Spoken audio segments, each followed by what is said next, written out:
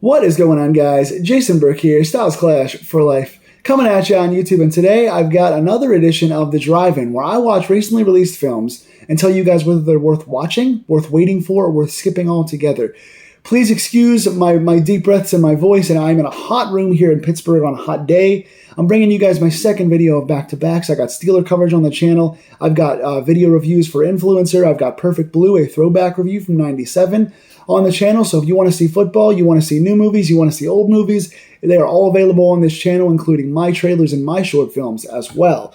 But today I want to bring you guys a new movie that just came out last weekend, but a rare non-horror review. I went to see a movie in theaters that was not horror, and I liked it enough to review it for you guys on the channel. I know you guys usually come for the horror reviews. I hope you enjoy this one too. It is one that I saw the trailer for, and I saw the casting for, and I said, I gotta check that out. It's a pretty good looking trailer. It is 2023's No Hard Feelings. This film was written by Gene Stupnitsky and John Phillips, and directed by Stupnitsky, who has directed many episodes of The Office, and a film that I really enjoyed a few years back called Good Boys. I didn't realize that until I saw it, but I've seen Good Boys, and I saw a couple of the other older comedies that he wrote or directed, and I figured, okay, this ought to be a good one to check out. Now, the main reason I checked it out is because it's starring Jennifer Lawrence, and she fits this character like a glove. This film stars Jennifer Lawrence as Maddie and Andrew Berth Feldman as Percy. And basically the synopsis, and again, this just came out last weekend, so this will be a spoiler-free review. I will not spoil anything on this channel for you. You can check this out safely. But this movie essentially is Maddie is a girl who is afraid of commitment and doesn't have her life together, but she's trying to do the right thing. She wants to do the right thing, and she wants to maintain her mother's house and keep things, but she's financially and romantically struggling to keep it together. Her car gets towed, and she's an Uber driver, so she has no way to make income. So she is very just off-put by the world and has no way to work or make money or keep the house that she wants to keep. So she reads an ad in a Craigslist kind of ad where, and again, this is all in the trailer, so I'm not spoiling anything, but basically the parents are writing an ad in the paper saying we need a young, attractive girl to date our son because our son is a recluse.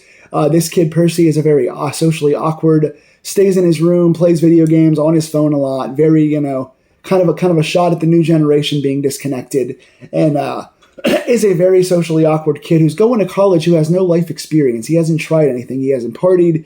He hasn't tried alcohol. He hasn't dated. He hasn't talked to women. He doesn't get out much. So they're trying to hire someone to basically seduce and date and have sex with their son to give him more experience heading off to college so they don't have to micromanage his life as parents. So you see now Jennifer Lawrence and Andrew Berth Feldman as these two characters with an age difference. She's trying to seduce him because the prize for this seduction and this dating and having sex with their son is a car. They're giving away a car, which she needs to get back and forth to work. And she also works as a waitress on the side. So to get back and forth to work and then to Uber and make money and keep a living and survive, she needs this car. So she's willing to go and try and seduce this socially awkward guy. So you've got a partially awkward, partially beautiful and personable Jennifer Lawrence here playing this character that's trying to seduce this awkward young man.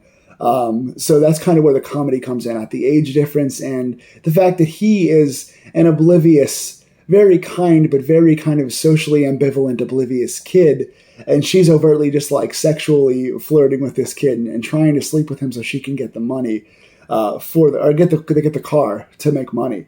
So it's a pretty fun little film. Right away, I have the acting I really enjoyed.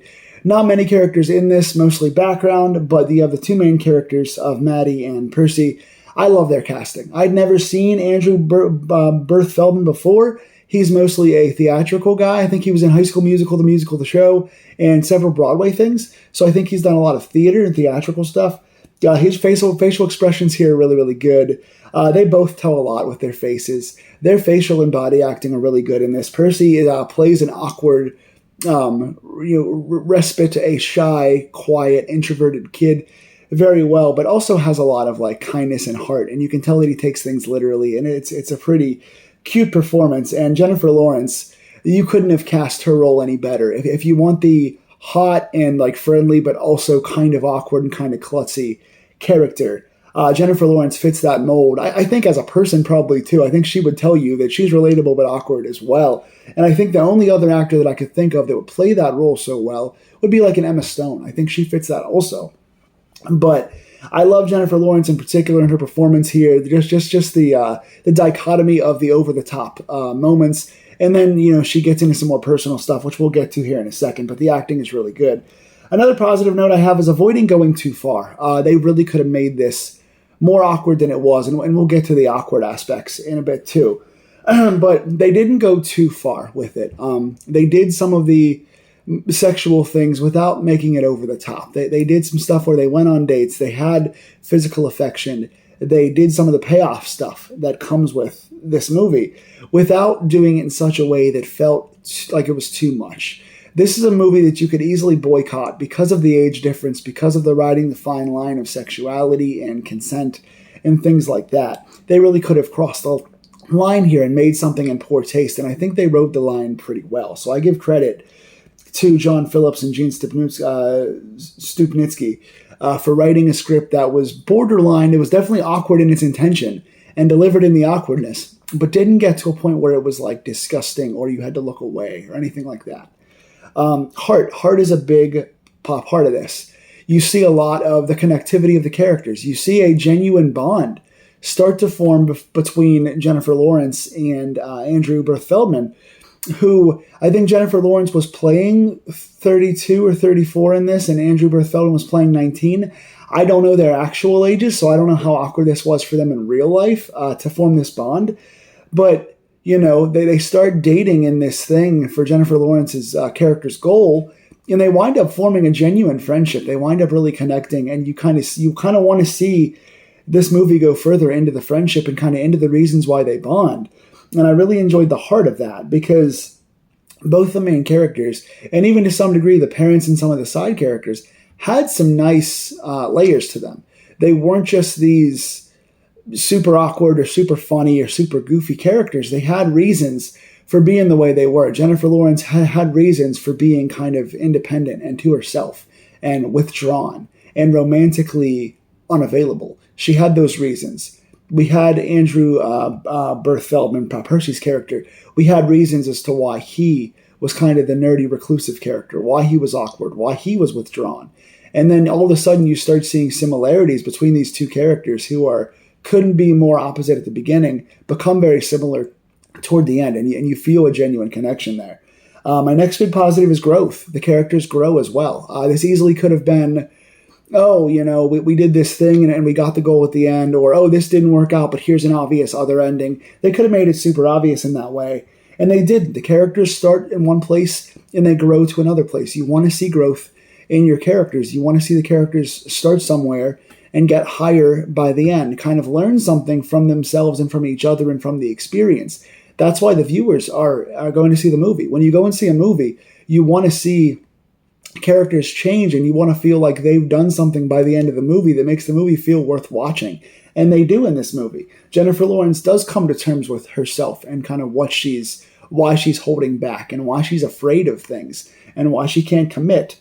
And you have Percy coming out of his shell and trying things for the first time and experiencing more of life and saying more of what he feels and confessing why he's been picked on and bullied and talking about his personal life. And those things are relatable to a wider audience. I think that this movie is going to find an audience based on those things. Fast pace. This movie is an hour and 43 minutes, right on that fine line of where I like my films. I like my films usually between an hour and 25 and like an hour and 50. So an hour and 43 falls right in that end of it, but it was fast-paced. This film felt like it was an hour and 20 or less. It was a fast film to watch. A lot of things are happening. It's easily swept up in the movie. You're not thinking about checking your watch. You're not checking your phone. You're just watching the development of the film, and it could have gone a little longer, and I wouldn't have complained about it. We spend some time getting to know the characters, but it doesn't feel like it's a slow burn. Everything that happens from beginning to end is good. There's some laugh-out-loud moments. There's a few cringy ones, too, but there's some laugh-out-loud moments, and the hour and 43 goes by fast. So I would recommend, if you like a fast-paced comedy, to check it out. Some negatives for me. Awkwardness. There were some, just inherently, this movie is meant to be awkward, and that's where some of the humor comes from. It's one personality meets the other, and one age and one set of life experiences meets the other. And in those things, just like in real life, there's some awkwardness. When you can't draw comparisons and you can't find at first what makes you like somebody else, it feels awkward to get to know somebody. So this movie is awkward in its intention and its delivery, and there are a few moments, even when they're trying to build chemistry, that's like, you can tell they get along really well, but that had to be a hard scene to shoot. Again, I don't know their exact ages, so I don't know if this was hard in real life, but it came across like, there are some moments that are like, a little bit cringy. Again, nothing too far, like I said, but just a little awkward to watch. This is not one maybe that I would watch with like your parents or something like that. Character resolutions. We'll get to that in a second. I'll do one first. Too quick to forgive. There are some things, the characters do some things to each other that seem like, oh man, they really kind of like, they did something wrong. They crossed the line here. This is going to be hard to find a resolution for. And the characters are kind of quick to forgive each other. Percy is kind of quick to forgive some stuff that Maddie does. Percy is quick to forgive some things his parents do.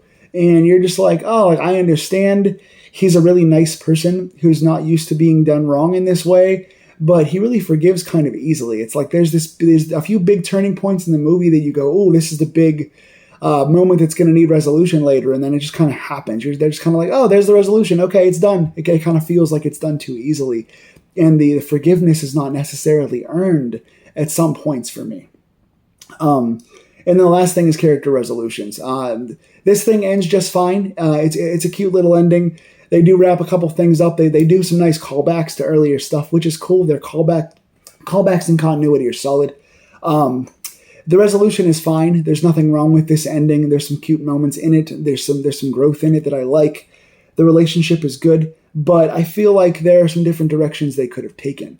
There's a character moment for Maddie's character that you want to see her address again later in the film that she doesn't really address or doesn't confront, so to speak. There are some friendships that Maddie has with her other friends that you want to see how they could revisit each other and how they could potentially stay close. There are some things where like how the parents are feeling about their son's situation at the end. You kind of want to see a little more of their reaction. And of course you want to see how the main relationship resolves down the road. They give you a good resolution here at the end of the movie, but there's not really one for the long term that you kind of wonder how that's going to go. You feel like there's an open ending, maybe almost in a negative way. They could have closed it off with a couple relationships you see earlier in the film. You want to see how they capitalize on those things later in the film. I know that's very vague, but I can't say much about the movie spoiler-wise.